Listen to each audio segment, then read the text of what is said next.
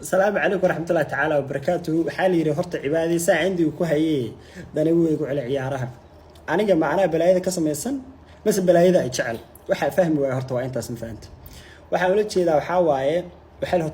نبيو يناري كلول ولا فهمت. نبيذا نارك كلول. أنا عندي إسكسو كعي وحير كهر بوحارك الدون سأسكت دوا عرّا إسدول صارن أو منطقة فدريشن أو بين أو سوشيال ميديا لحوده. dhalinyarada beenta sheegaysa horta ilaahay iyo rasuulkiisa iska cabsada waxaadan ogeyn yaa idin horta idinku yaa idin warrama yaa wax idin la wadaag yaa idin la sheekaysta yaa beentaas ma taqaanaa inta idin soo dhoodhoobay oo idin daahtalon shaa madaxtooye laga celiyay iyo daahtalon shaa madaxtooye laga casuum horta idin sheego afkayga runna kama dambayso runna kama horeyso oo macnaheedu tahay aan xamar anaa ka soo baxay danayga uga soo baxay Puntland waa magaalo Soomaaliyeed garow waa magaalo Soomaaliyeed oo mataqaana qof walba uu iman kara danihiis ana meeshan danayga u imaado dad baa u imaado dadka u imaado inta meesha soo istaajimaan kaalay idinka idin imaaday hadla macnaheedu maxaa waaye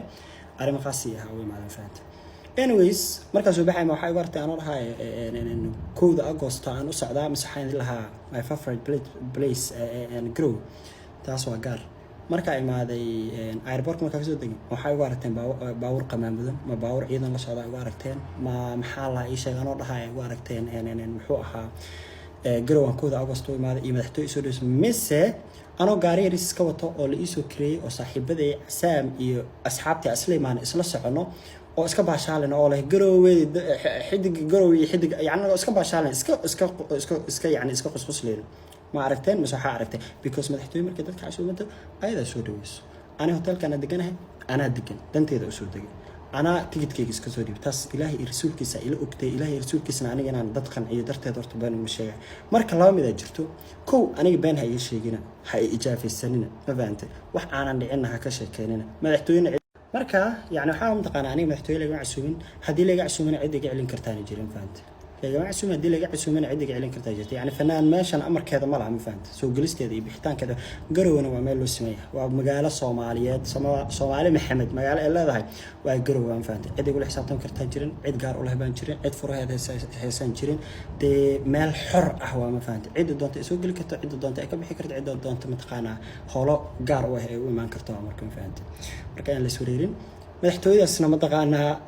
beena ka sheegina yani idinkoo aniga ma taqaanaa iga hadlay beenha ugu sheegina ma fahanteen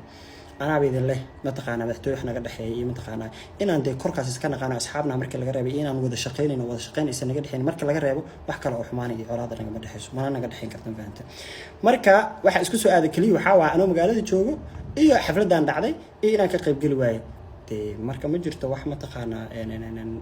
cid qasbaysa ma jirto inuu qofnaan caan magaalada joogo oo ma taqaana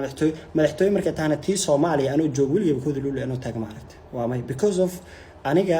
يعني waxa ma taqaana waxa markii meesha laga wacdo waa istaagaysa hadii aan laga wacana de ma taagayso qof weyn oo meelaha iska soconaysan faantay yani baashalka iska wadanaysa marka garow in la imaado itmayn ismaaciil madaxtooy ku keentay ama madaxtooy ku diidi karto ama madaxtooy ku yeeli karto faantay madaxtooyada shacabkan oo kala duwan faantay marka qof walbana meesha cid uu doono sidoo doono ugu noolaan kara